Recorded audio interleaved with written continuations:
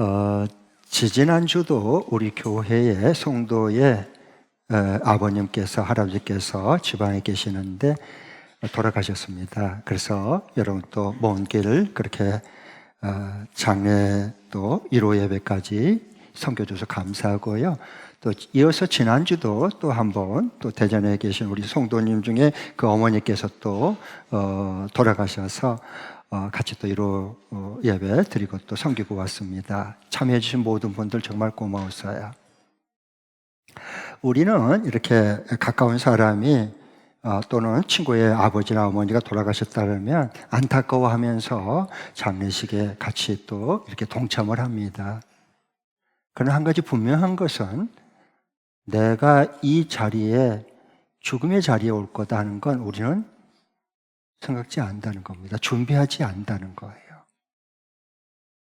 사람이 한번 태어나면 반드시 죽는 게 너무도 불보듯 뻔한데 나는 안 죽을 걸로 생각하는 거예요. 그러니까 삶이 힘들어요. 그래서 우리 삶이 혼란스러운 거예요. 죽음이 있다고 하는 것을 알면 내 오늘날 이 삶을 그냥 이렇게 살지 않거든요. 그래서 우리 예수 믿는 사람은 주 안에서 죽은 사람은 복이 있다라고 말해요. 오늘 15절에도 보면 주님께서 죽음을 소중히 여기신다 그랬어요. 오늘 15절 말씀을 보면은요, 죽음은 우리의 삶 중에 굉장히 중요해요. 왜 그러냐 하면 우리가 하루가 24시간인데 밝은 날과 일할 수 있는 낮과 이런 낮이 이제 열심히 땀을 흘렸기 때문에 피곤하잖아요. 그러니까 밤에 잠을 자요. 우리는 깊은 잠을, 수면을 취하기를 원해요. 낮과 밤이 합쳐져야 하루가 되듯이 우리의 삶, 이 삶과 죽음이 하나가 돼야 영원한 삶을 살아가는 거예요. 이런 삶을 우리가 해답을 가지고 살아야 돼요. 그리스도인들은 살아갈 수 있단 말이에요. 예수님이 그렇게 사셨잖아요. 우리 예수님이. 그래서 저는 예수 믿는 게 너무너무 좋아요. 진짜 예수님 아니면은 죽음을 이겨내신 분이 없잖아요. 예수님은 죽음을 이겨내시고 다시 부활 생명으로 살아나셨잖아요. 그 예수 그리스도의 부활 생명의 영이 우리 속에 들어왔잖아요.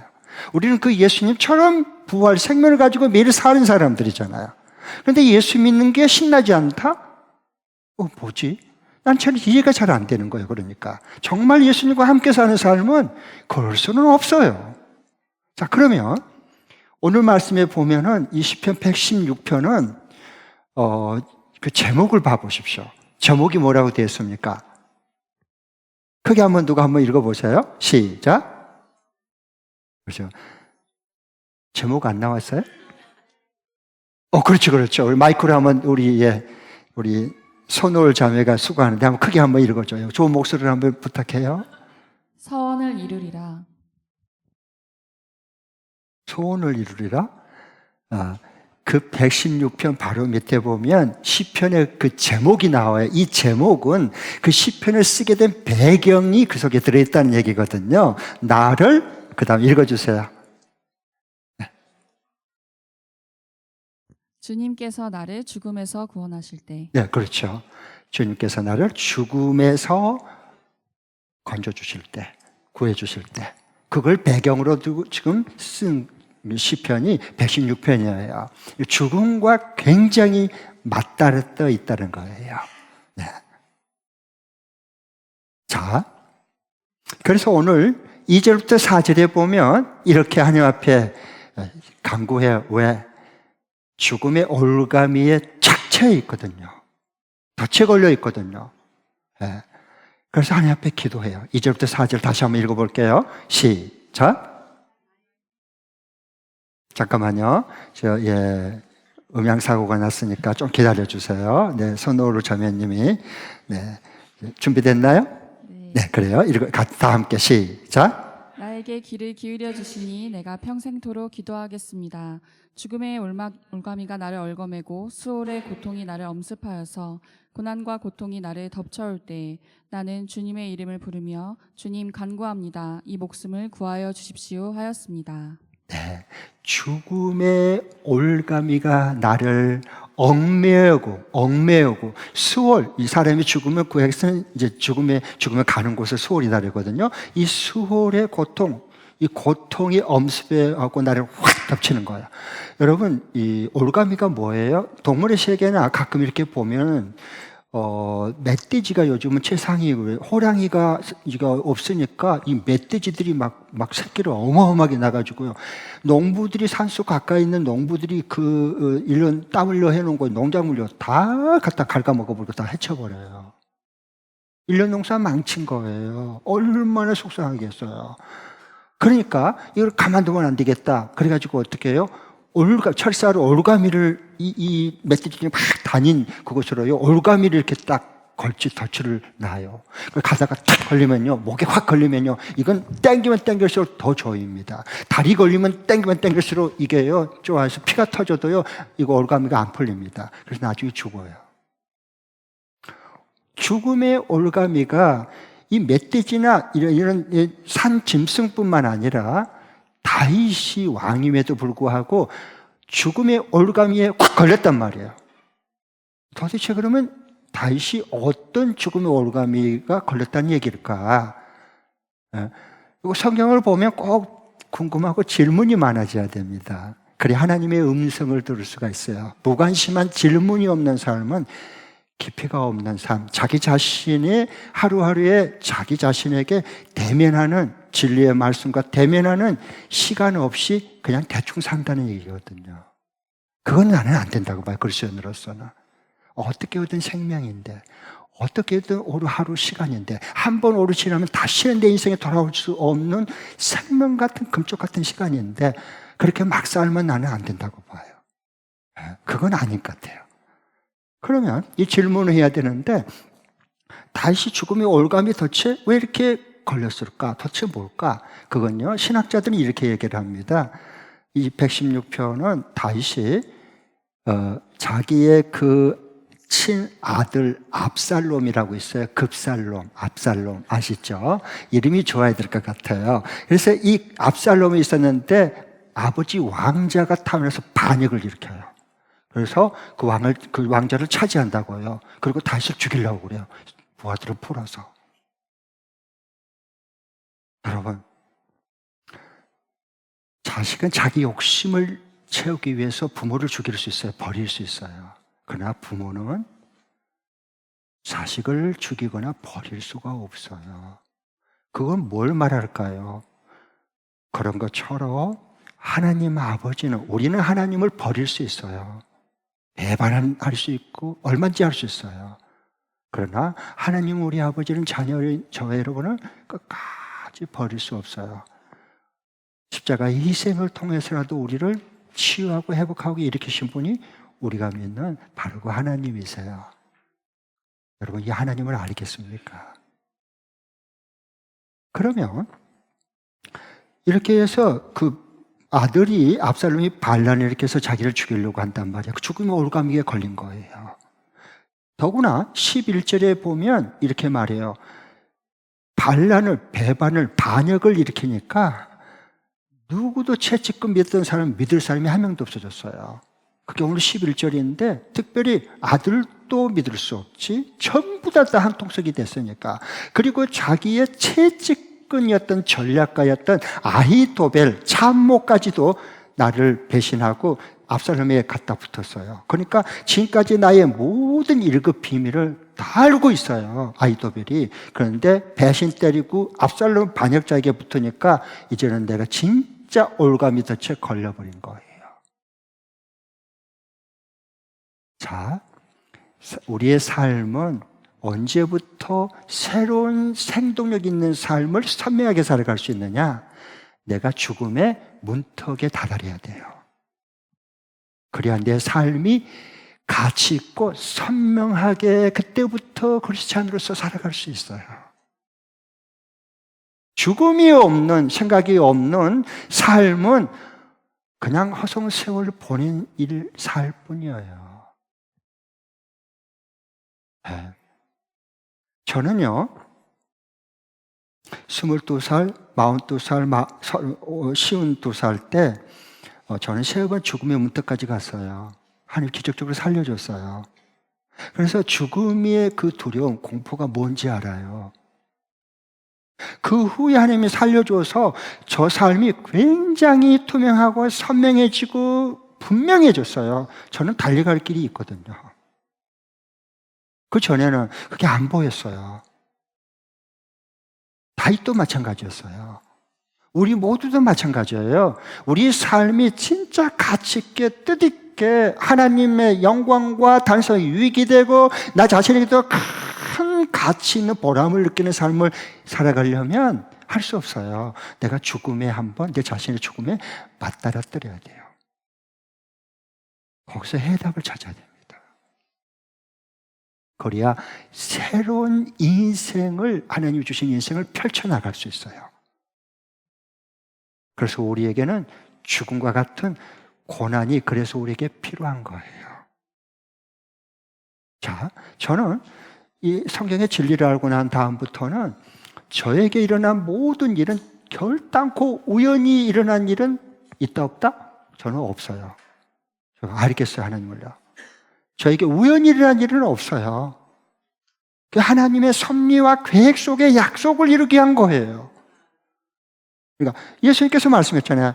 참새 한 마리라도 하나님 허락지 않으면 떨어져 죽는 일이 있다 없다? 없다 그랬어요. 하물며 너희일까 보냐? 너희가 참새보다 얼마나 귀하냐 소중하냐? 하나님 그렇게 말씀했는데 마찬가지예요.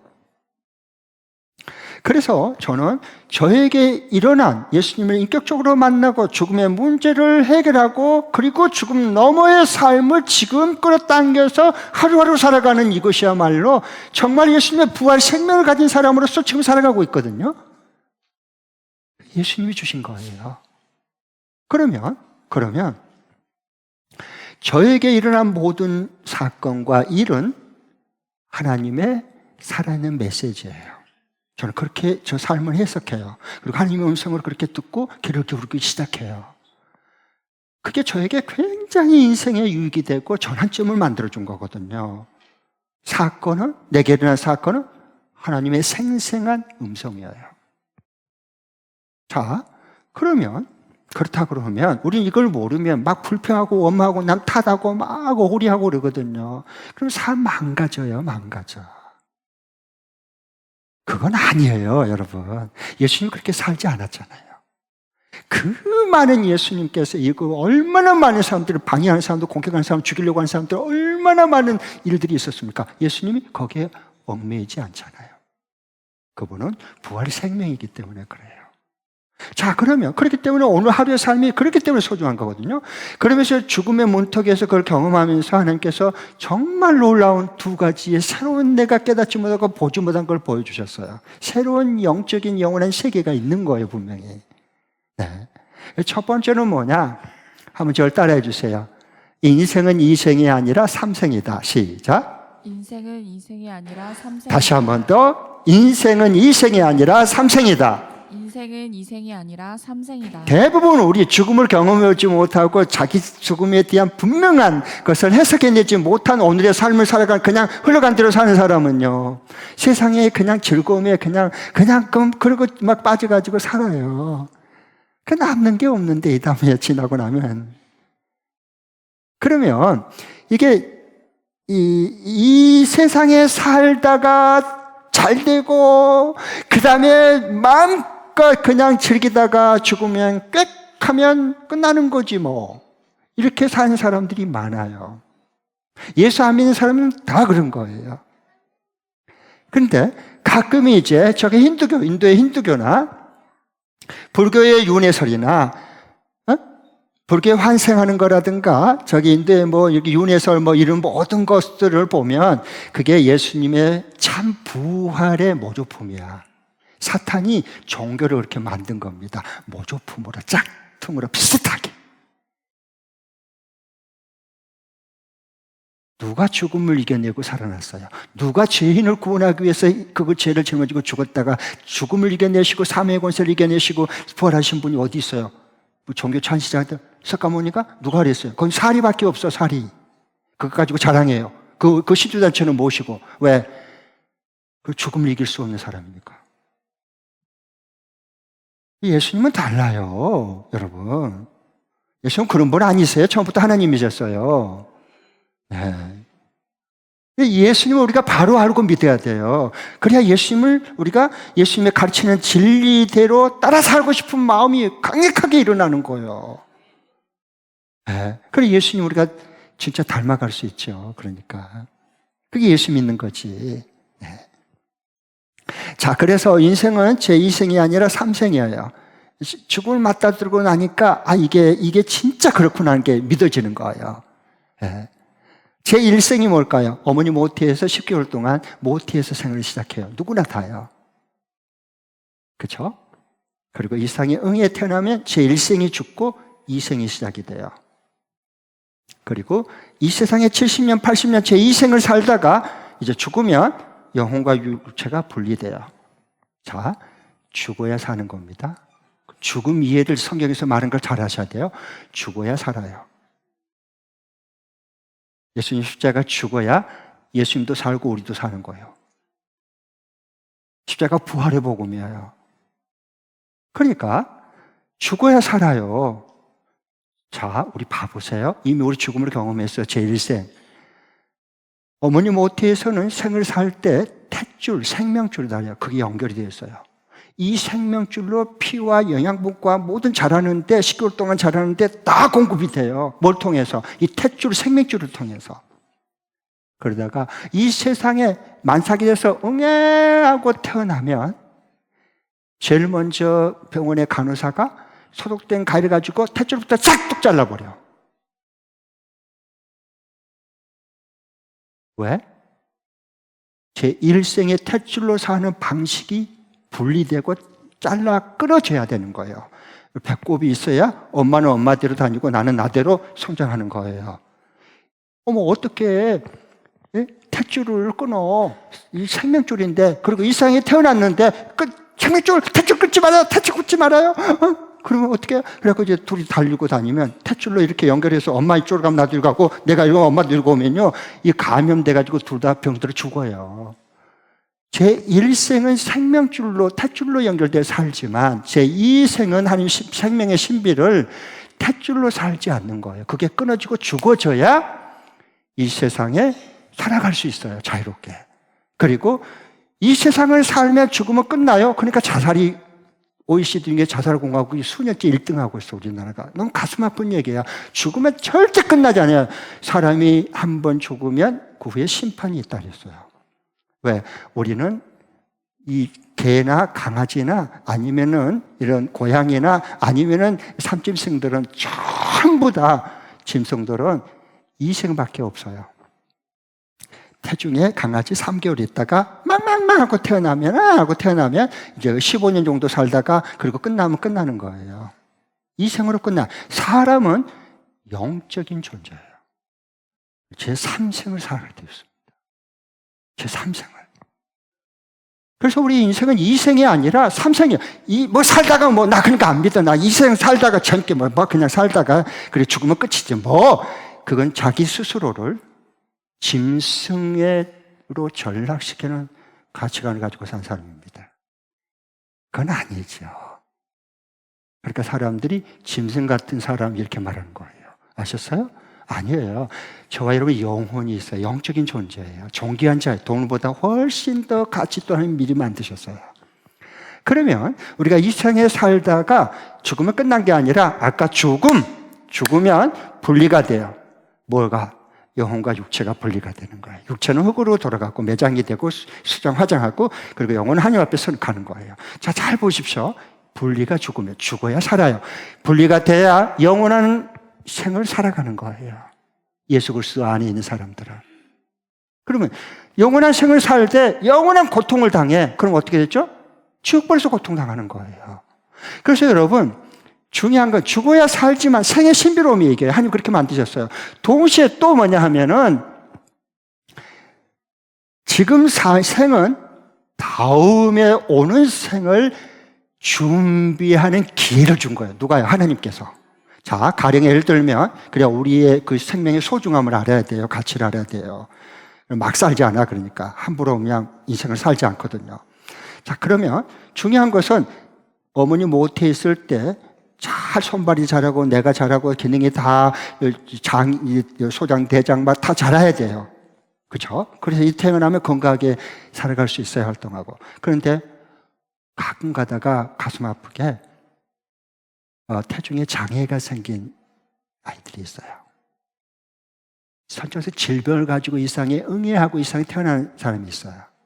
그럼 이 세상에서도 치유가 되면 좋지만 치유할 수 없으면 장애를 가지고 이 세상을 살아가야 돼요. 불편하게. 그리고 질병에 고통을 당하면서 살아가야 되는 거예요. 그건 뭘 말할까요?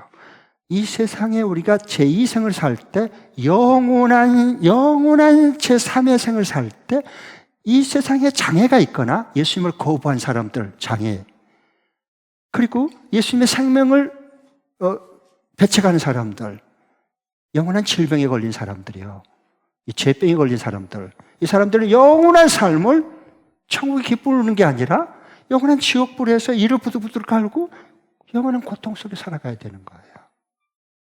그러니까 죽어야 다음 생에 살아갈 수 있고, 동시에 다음 생을, 지금 이 삶은 다음 생을 어디에서 제3생을 내가 영원히 보낼 것인가를 준비할 수 있도록 하나님이 기회를 준 거예요. 기회.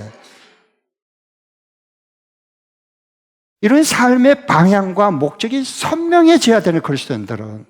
그러면 하루하루의 삶을 대충 살아요? 그럴 수는 없어요. 마구 살아요? 마구 재배로? 그럴 수는 없어요.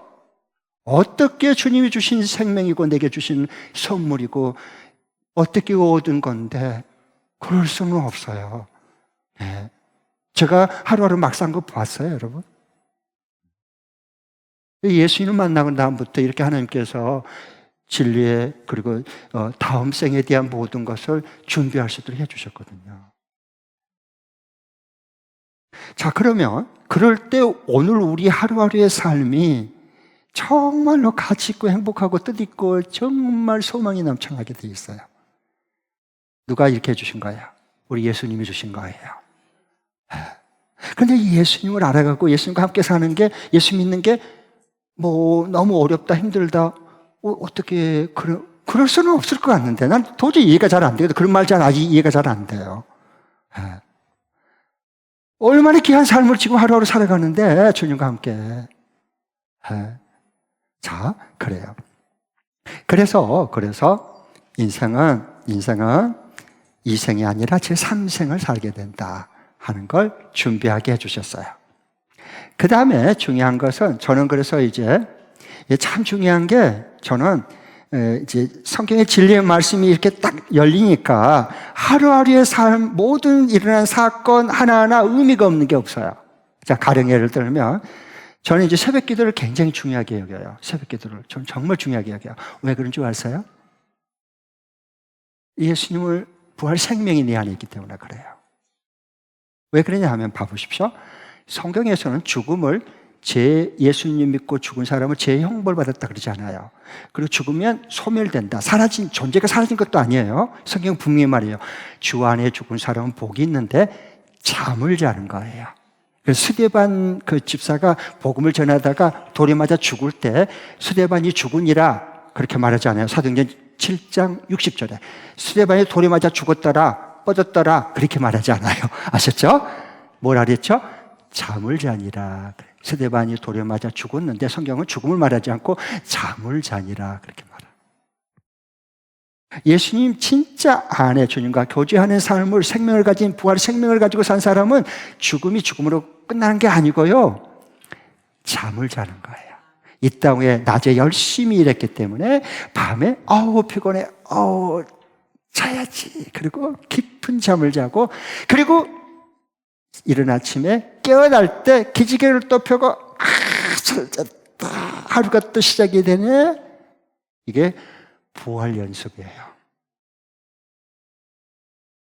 매일매일. 그러니까 저희 이 목사는 그 진리를 알고 난 다음부터는 새벽이 너무 소중한 거예요. 새벽이 나는 기다려지거든요. 죽음이 힘을 못 써요, 그러면.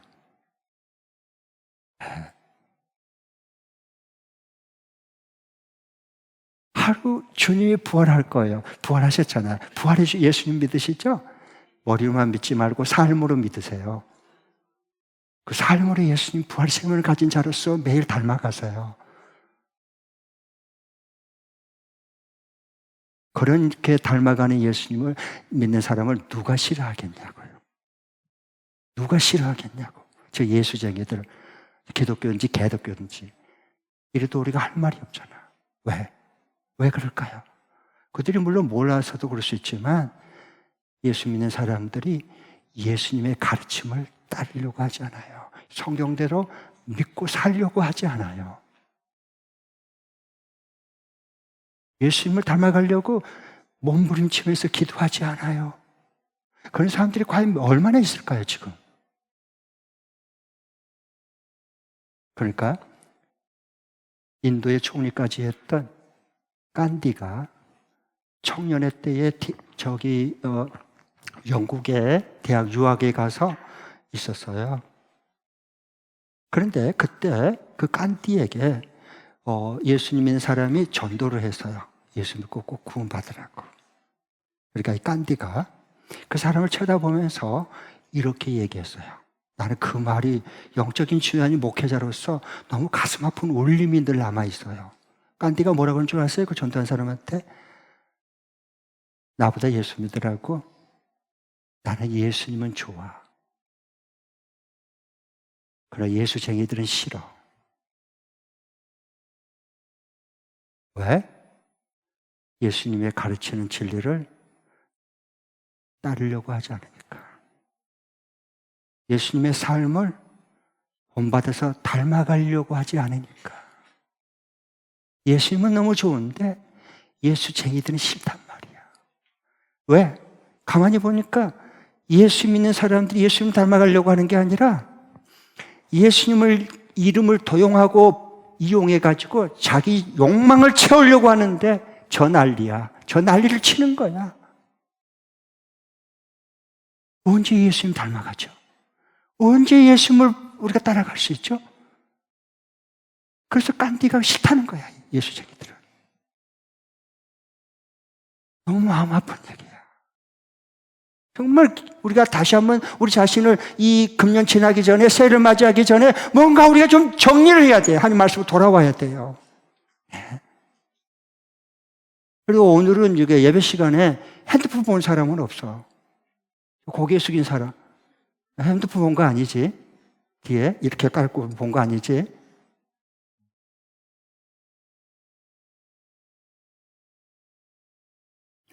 꼭 여러분. 그래서 저는 인생이 죽음에 맞닥뜨리고 나니까 하나님께서 인생은 제2생이 아니고 3생이다. 늘 3생을 이걸 잘 이렇게 준비하게 해주셨어요. 너무 좋아요, 그러니까. 그 다음에 저는 새벽마다 부활 연습하는 거거든요. 뭐, 눈 떴으니 해가 떴습니다. 죽고 가는 거고, 그냥. 그건 의미가 없어요. 그래서 이 새벽에 부활 연습하는 게 너무너무 좋은 거예요. 예수님이 청년의 때에 30살 때 33세까지 마가복음 1장 15절에 보면 이른 새벽에 깨어나서 한적한 곳에 가서 아버지와 함께 대화했어요. 새벽기도 습관을 쫓아서 했어요. 얼마나 30대가 인생의 최고 바쁠 때야. 그럼에도 불구하고 우선순위가 분명했어요. 저는 그 예수님을 진짜 닮아가고 싶거든요. 부활 연습하고 그러면 죽음이 올 때 두려움, 올가미에 내가 먹혀서 퍼덕퍼덕 죽는 게 아니라 죽음의 문제를 뛰어넘는 부활의 생명을 가지고 지금 매일 살아가잖아요. 상관없어요. 내가 여기 있든 이 세상에 있든 제3생에서 있든 아무 상관없어. 그게 뭔 상관이야? 오늘 그러니까 하루하루를 얼마나 뜻있고 가치 있고 행복하게 살아갈 수 있지 않냔 말이에요. 그 다음에 두 번째는 좀 따라해 주십시오. 하나님께 받을 상을 내다보고 산다. 하나님께 받을 상을 내다보고 하나님께 산다. 받을 상을 내다보고 산다. 하나님께 받을 상을 내다보고 산다. 네. 여러분, 그 구약의 가장 위대한 지도자는 모세예요. 신약의 예수님 제외하고 가장 탁월한 리더는 사도 바울이에요. 바울. 모세와 바울, 이 공통점이 있어요. 뭐가 공통점이냐? 그 당시에 최고의 학문을 통달한 사람이에요. 모세 형님 똑똑한 친구예요. 그는 이집트 대제국의 파라오의 후계자 수업을 40년 동안 마친 사람이에요. 통달한 사람이에요. 그리고 신약의 바울은 가말리엘 문화생으로서 그 당시에 최고의 이 학문의 세계가, 이 흐르는 정신의 세계가 두 가지 맥이 있었는데, 하나는 헤브라이즘이고 하나는 헬레니즘이에요. 이 히브리적인 세계는 왜라고 하는 것에 답을 줘요. 본질에 대한 답을 주고 통합적으로. 그리고 헬라적인 이 헬레니즘, 이 철학에 대한 부분, 정신에 대한 부분은 그러면 어떻게라고 하는 분석적인 부분에 구체적인 답을 주는 거예요. 그런데 사도 바울은 이 히브리적인 세계와 헬라적인 세계를 통합해서 배운 사람이 누구냐? 사도 바울이에요. 그런데 예수님의 진리만 몰랐어요. 그래서 다메섹에서 가다가 부활하신 주님을 만났어요. 그리고 그 다음부터 죽음을 넘어 부활 생명을 가지고 매일 죽음을 두려워하지 않고 예수의 증인으로 살아갔어요. 그러면 모세와 이 바울의 공통점이 학문의 세계를 당대에 통달한 사람이었을 뿐만 아니라 동시에 그는 인격적으로 다 만났어요. 호렙산에서 모세하고 하나님의 부르심을 받은 사람이고, 그 다음에 이 다메섹에서 핍박하러 예수 믿는 사람을 잡아가다가 그 다음에 부활하신 주님에 따라서 사울아 네가 왜 나를 핍박하느냐라고 주님의 부르심을 받았어요. 공통점이에요. 잘 보십시오. 우리가 이 시대에 살아갈 때 정말로 이 시대에 모든 걸 꿰뚫어 볼 수 있는 실력이 있어야 돼. 그러면서 주님의 부르심이 분명한 있어야 돼. 그게 부르심이. 그래야지 돼요. 그리고 동시에 뭐가 있느냐? 하늘의 상을 바라봤어요. 모세하고 사도 바울 형님이 하늘의 상을 바라봤어요. 이 똑똑한 친구들이 눈에 뭔가 사람들이 보지 못한 것이 보이는 거예요. 확실하게 보이는 거예요. 그게 하나님 앞에 받을 상이 보이는 거예요. 자, 진짜 그걸 한번 보겠습니다. 히브리서 11장 26절 모세 먼저 보겠습니다. 시작. 모세는 그리스도를 위하여 받는 모욕을 이집트의 재물보다 더 값진 것으로 여겼습니다. 그는 장차 받을 상을 내다보고 있었던 것입니다. 네. 모세는 그리스도를 위해서 받은 모욕을요, 이집트 모든 그 어마어마한 재물보다 더 값진 것으로 가치게 여겼어요. 가치관이 벌써 달라졌어요. 하나님 만나면 가치관 자체가 바뀌고요, 세계관이 달라지는 거예요. 네. 값진 것으로 여겼습니다. 왜 그래요? 모세는 장차 받을 상을 내다보고 있었던 것입니다.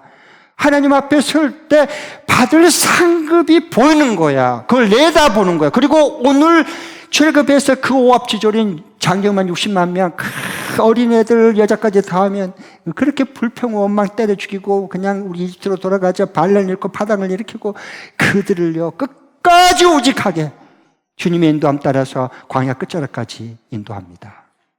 어떻게 해서 가능할까요? 하늘의 상을 내다봤기 때문에. 그러면 이스라엘 백성들은 왜 그게 없었을까요? 하늘의 상이 안 보이니까. 아셨죠? 그 딱 차이가 나는, 갈라지는 거예요. 딱 갈라지는 겁니다. 오늘날도 똑같아요. 예수 믿는 사람들이요. 네.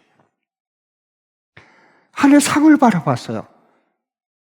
뭐 어려움이 있어?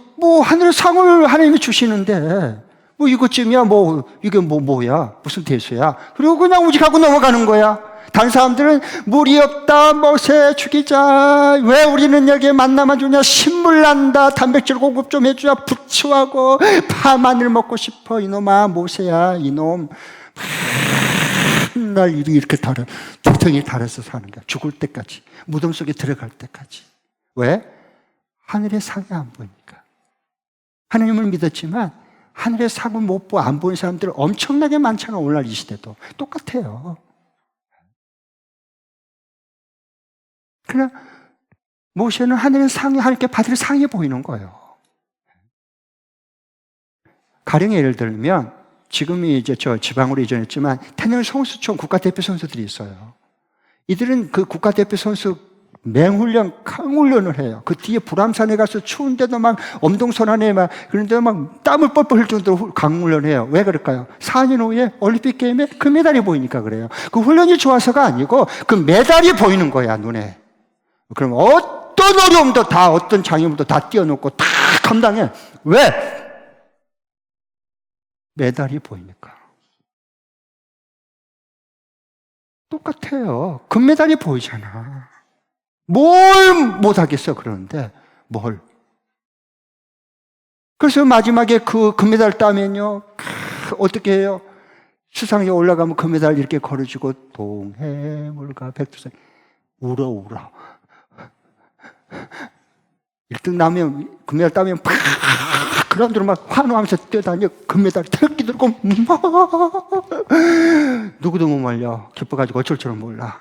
그 메달 하나 땄는데, 그것도 올림픽 게임이 딱 메달 한 개가 있는 게 아니고 수백 개 중에서 그 메달 하나, 그 메달 걸린 것도 순금도 아니야. 그거 도구만 거야.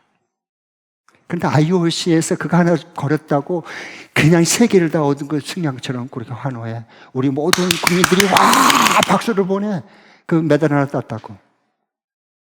IOC에서 준 그거 하나 줘도 가짜 그 금메달인데 순금 아니잖아, 통째로. 도금한 것도 그렇게 영광스럽게 생각하고 그걸 위해서 모든 강훈련, 맹훈련을 다 감당하는데 그신 하나님 앞에 하나님이 주신 금면류관, 의의 면류관, 영광의 면류관, 자랑의 면류관, 생명의 면류관, 시들지 않는 면류관 이것을 걸어주는데 그거의 상이 보이는데 우리가 그냥 대충 살고 대충 예수 믿고 대충 하다가 불평하고 살고 이렇게 늙어가면 안 된다 그 말이에요. 그럴 수는 없어요, 주님 만난 사람은.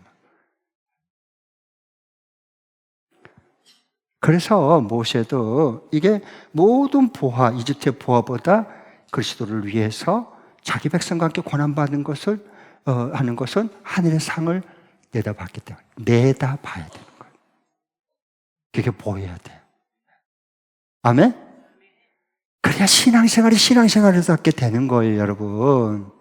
교회 직분 받았다고 뭐 몇 년 3대째 신앙생활 했다고 그것도 중요하겠지만 이 하늘의 상을 바라보는 죽음을 넘어 주님 앞에 섰을 때 하늘의 상, 금메달, 은메달 이렇게 보이지 않으면 여러분 다 헤매는 겁니다. 다 헤매는 거예요.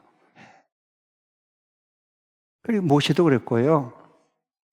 그 다음에 바울도 봐보세요. 자, 빌립보서 3장 13절 14절 분명한 하늘의 상이 보여주고 그 목표점을 향해 달려갔던 거예요. 그 역사를 바꿔놓고 지도를 바꿔놨어요. 놀랍죠? 같이 한번 읽겠습니다. 시작. 형제자매 여러분, 나는 아직 그것을 붙들었다고 생각하지 않습니다.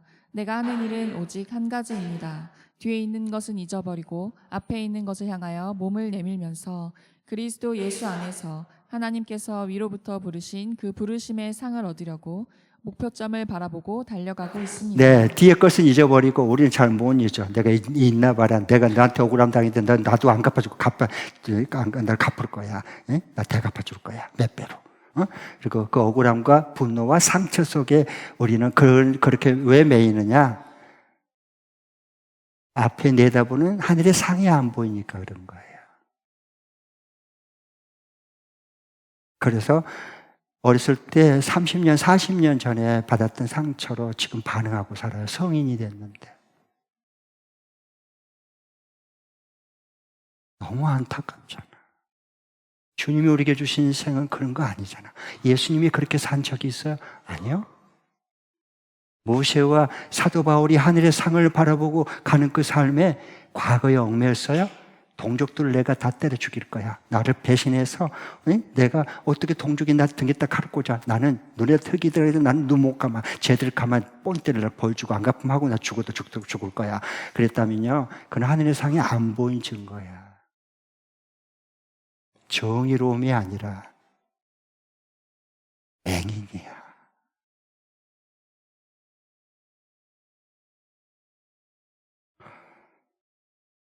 그렇게 하라도 안 하잖아. 사도 바울은 그리스도 안에서 하나님께 위로부터 부르시는 상, 부르심의 상을 하나님께 받아야 되잖아. 받으려고 목표점을 향해 나는 지금 달려가고 있다. 진로가 여기서 다 풀리는 거야. 진로가 달려갈 길이 있어야지.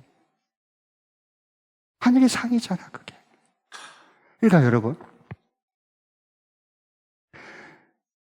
하늘의 상, 주님 앞에 설 때 어차피 우리는 주님 앞에 한번 죽고 주님 앞에 오래 한번 가야 돼요. 그럼 하늘 앞에 갈 때 우리는 이 땅 위에 천국 대사로서 잠시 동안 출장 나와가지고 너 이거 영혼고리 제사 삼아라. 그리고 다시 와서 보고해라. 네, 알겠습니다. 그래서 우리는 천국 대사로서 세상에 잠시 동안 출장 나왔어요. 그래 인생이 가볍게 살아갈 수 있고. 사도 바울 그렇게 살았잖아요. 예수님을 만나고 예수님 닮아가니까.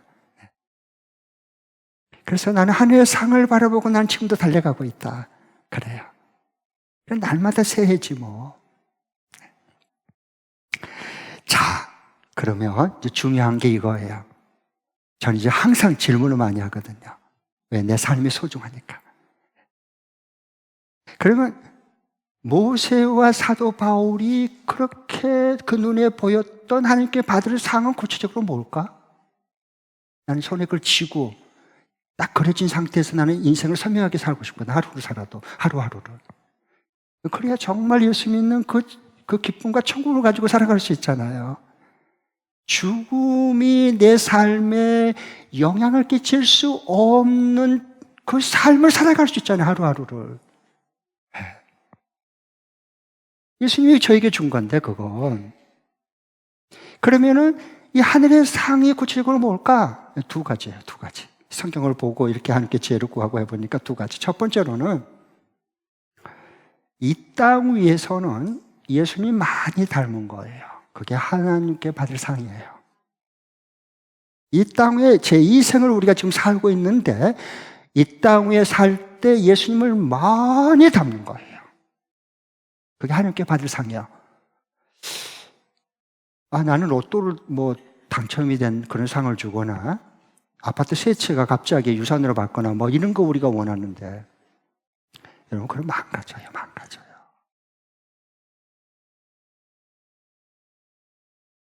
예수님 많이 닮은 게 왜 하나님께 내가 받을 상인가?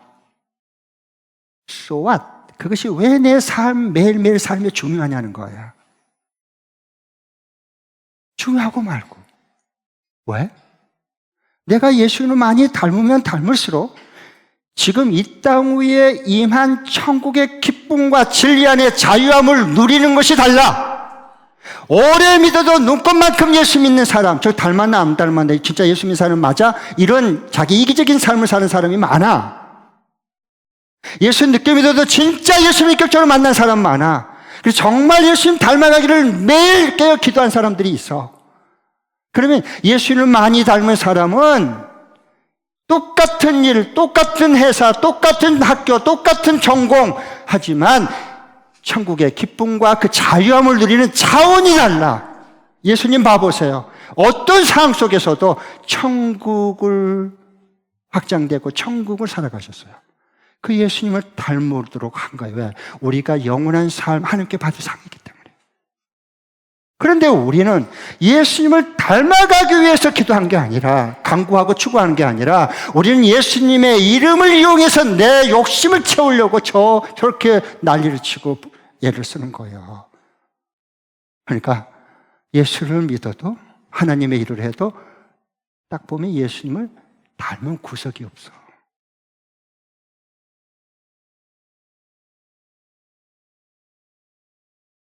안 믿는 사람이 볼 때 저 사람 진짜 예수님 닮아간 사람이야. 그런데 왜 예수님 안 믿겠어요?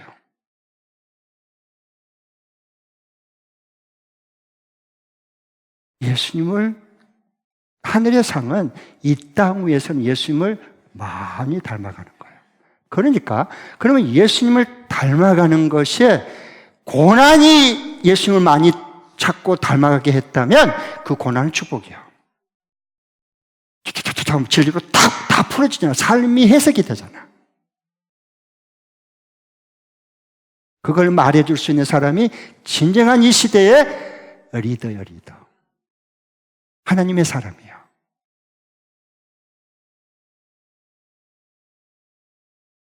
자, 이 땅 위에서는 예수 많이 닮은 게 하나님께 받을 상이고,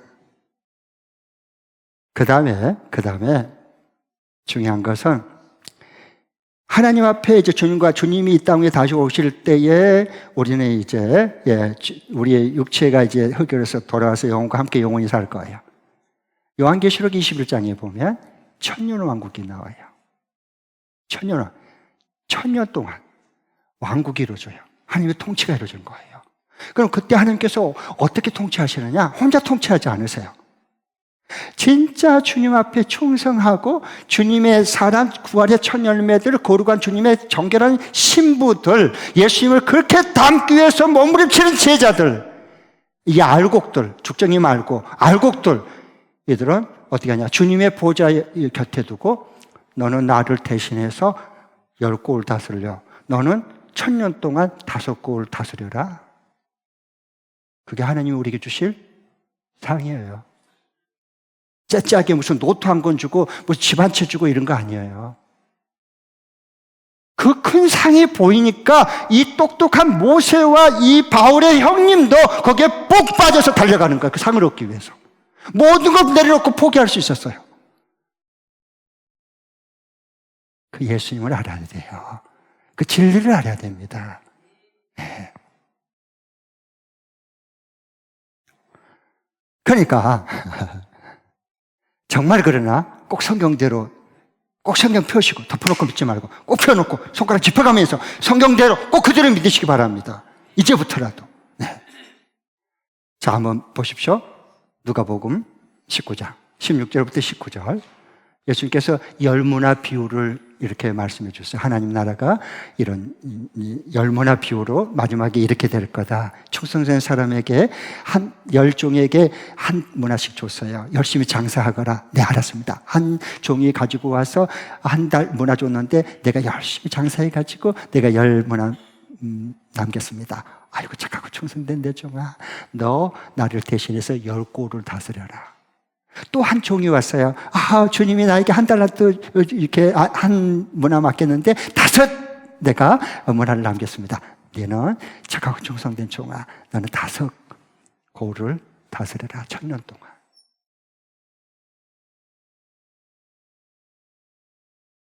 이 맛을 봐야 돼요. 이 눈이 떠져서 주님 앞에 내다보는 주님 앞에 받을 상급이 보여져야 돼요. 죽을까 말까 그런 것은 이제 이미 사라졌어요. 먹구름처럼. 거기에 매이지 않아요, 이제는. 살아도 주를 위해, 죽어도 주를 위해. 나는 주님의 것입니다. 이러고 살아가는 거예요. 네. 자, 한번 읽겠습니다. 시작. 첫째 종이 와서 말하였다. 주인님, 나는 주인의 한 문화로 10문화를 벌었습니다. 주인이 그에게 말하였다. 착한 종아, 잘했다. 내가 아주 작은 일에 신실하였으니 10고을을 다스리는 권세를 차지하여라. 둘째 종이 와서 말하였다. 주인님, 나는 주인의 한 문화로 5문화를 벌었습니다. 주인이 이 종에게도 말하였다. 너도 무슨 고을 다스려? 5고을을 권세를 내가 차지하고 다스리라 그래.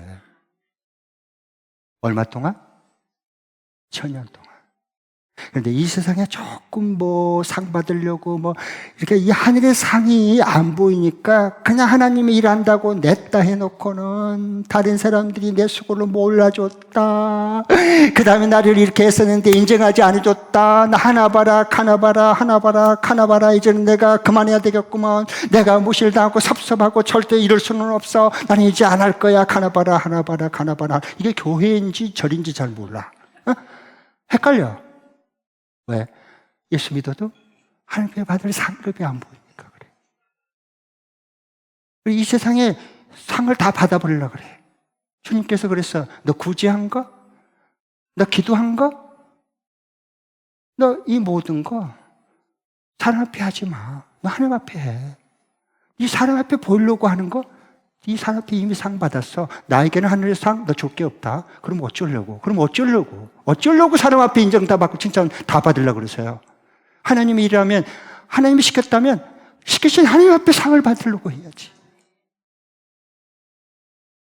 그래야 기쁨이 있고 자유함이 있고 예수님 닮아가는 삶을 살 수 있지 않냔 말이에요. 나는 우리 가운데 우리 교회에서 우리 젊은이들 특별히 중에서 이런 하늘의 상이 보여지고 비전과 꿈과 환상으로 정말 달려갈 수 있는 그런 청년들이 젊은이들이 일어날 수 있기를 축복합니다.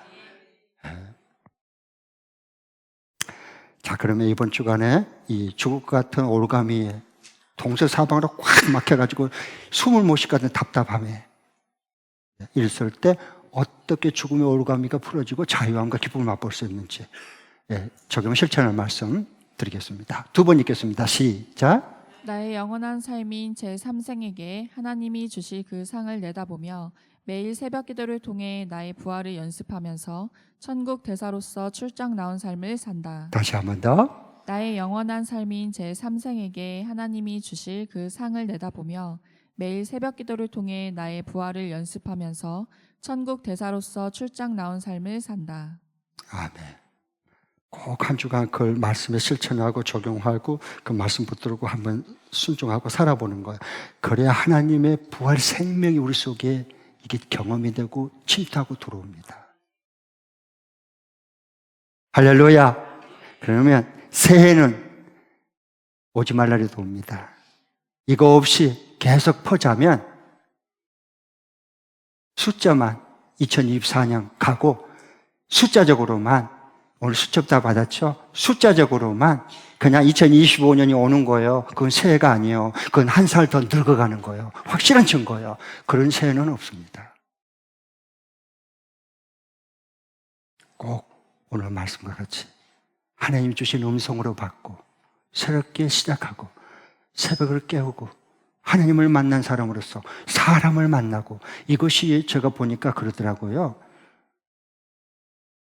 똑같은 공부를 하고 똑같은 일을 하고 똑같은 공간이 있다 해도요, 이게 하나님의 일이 될 수 있고 사람의 일이 될 수 있어요. 이게 내가 하면, 내 말하고 내가 일을 하면 그건 하나님 일이 아니야. 그건 사람의 일이야. 주님의 일도 똑같아요. 교회 일도. 그건 사람의 일이야. 자기가 하잖아. 자기 생각대로. 그러나 회사 일도 학교 공부하는 것도 이게 먼저 주님 앞에 말하고 대상을 사람에게 말하는 게 아니라 하나님 앞에 말을 많이 해야 돼요. 그리고 기도다 그런 거예요. 그래서 소통이 되고 교통이 돼야 돼요. 그리고 주님 만난 상태에서 본인 받아서 내가 학교로 일터로 전문 분야에 공부하면 그건 사람의 일이 아니고 하나님의 일이 되는 거예요.